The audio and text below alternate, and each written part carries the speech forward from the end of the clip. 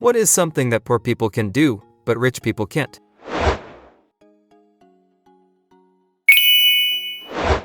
Be excited about a $20 in a Christmas card when you're 30 years old. My husband still gets excited about the $50 his grandpa sends him at Christmas. He is nearly 40, he does not need $50. As someone closer to 40 than 35, it's the lack of guilt over how you spend it. Gifted money is guilt-free. It's a new hobby thing, or a couple dinners out, or a new video game. Whatever, it's money you can spend for something fun and be 100% guilt-free about it. Unless you are so tight you need it and then it's a windfall you needed, but didn't necessarily expect. Feeling the economic guilt of buying something expensive for yourself. I poured almost all of my money into paying off a loan for my house. It was about $7,000 and I only had $300 to last a week. Mind you, I was only making $10 per hour, part-time, at the time. It felt great and hurt terribly simultaneously. Rich people can't experience the strange mix of freedom and terror that comes from having nothing to lose. Some people think I am rich because I am so willing to kamikaze a good salary for all sorts of reasons. Jokes on them, I am just used to being poor. I don't give a shit if you are an executive. Fuck with my interns and I am going to talk to the CEO about it. Get life sentences that actually stick.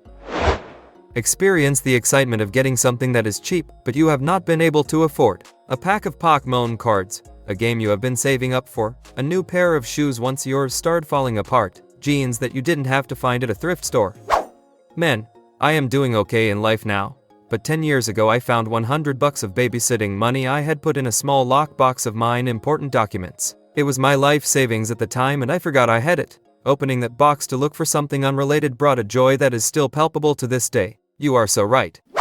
Finding a 20 in my wallet, when all I thought I had left was a few ones, makes me happy. I like cash, so I am not sure non-cash people have anything similar. Had $20 in Ethereum I forgot about, to $100 when I remembered it again. Same thing happened to me except it was Dogecoin, put $30 in like 4 years ago, and when I checked it was worth like $4 grand. I am 32 and just bought my first ever pair of Pumas. It was awesome. I have always worn the cheapest pair of shoes I could find at Walmart. I remember one time my friend's mom said, "I have to take John to get new shoes for school, do you want to go with us?" For me it was hell yeah, because John's shoes are about to be mine since he is getting new. My mom could not afford to buy me anything that I would actually want. I was over the moon excited when she said, "How's about I just buy you a pair of shoes too?" She bought me my first pair of Nike for like $80 or $90. I could not stop smiling for a week at least. I kept those Nike in perfect condition for the whole school year.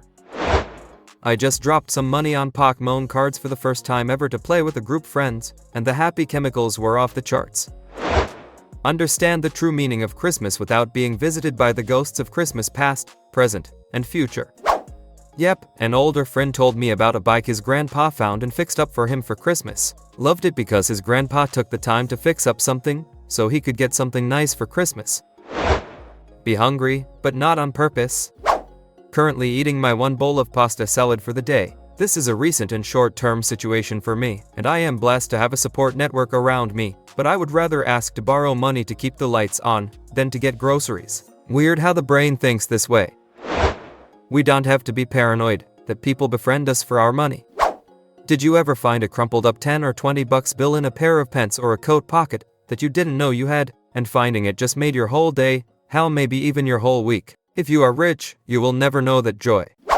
Patrick Peterson, cornerback for the Arizona Cardinals at the time, forgot about a $15 million signing bonus check the team gave him upon signing. He only found out because the team's financial department called him out on it when their books had an extra $15 million in them. He just never cashed it and forgot about it. Then one day, bam, extra $15 million.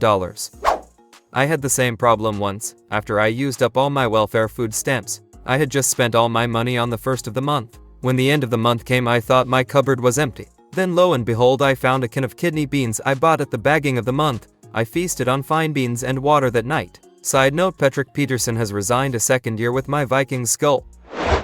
As a rich person you could find a few million hidden in an offshore account that you forgot you opened. Oh look, I am in the Panama Papers.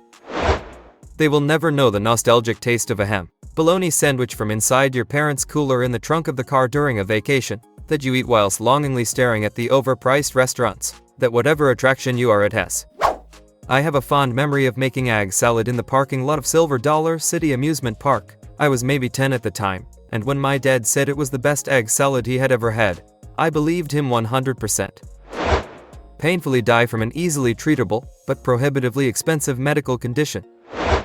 The total triumph of fixing something yourself that would have cost you a bunch of money you don't have to get fixed professionally or replace, especially if it's an essential thing that would have fucked you over majorly to lose. Yes, I did fix a problem with my own car, and it was a very MacGyver solution.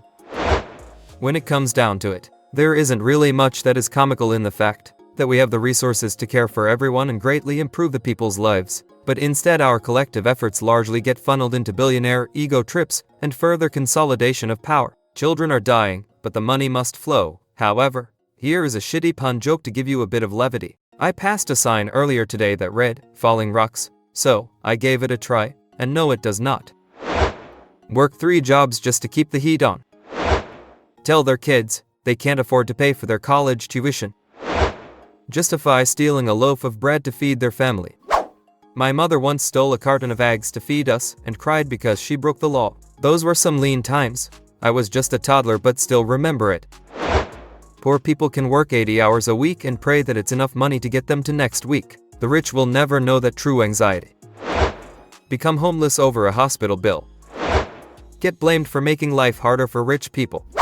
Which is funny because without all the poor workers working for them, they would have to do all these shitty jobs. I remember during the lockdown all these rich people being so upset because they didn't know how to cook or tend their gardens. It was so pathetic.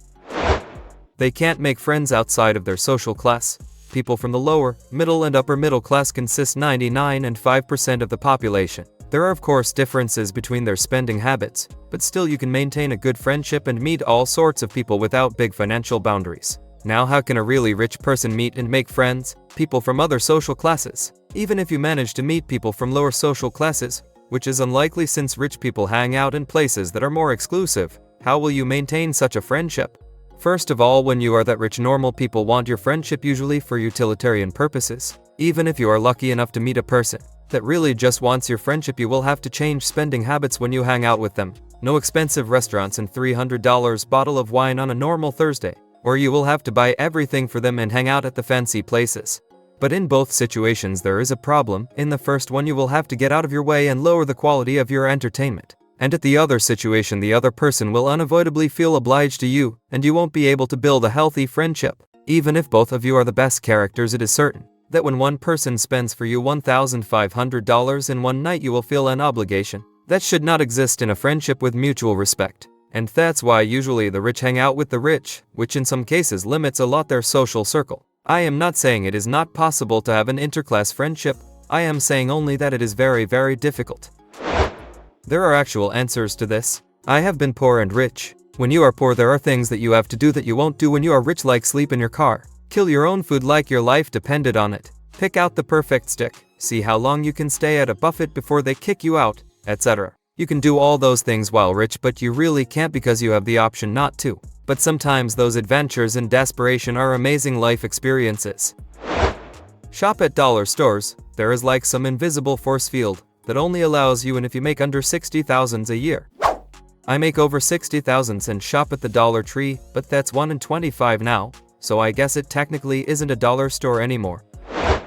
Drink in a garage with friends and have the time of their lives a couple times a month. Rich people can do that. It's just a 20-car garage instead of one half full of broken down appliances and some 20-year-old car rotting in it.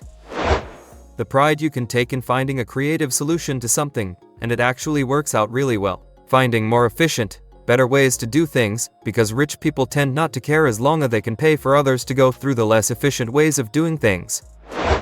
Thanks for watching. Share your opinion in the comments. Please support the channel by liking and subscribing. It will help a lot.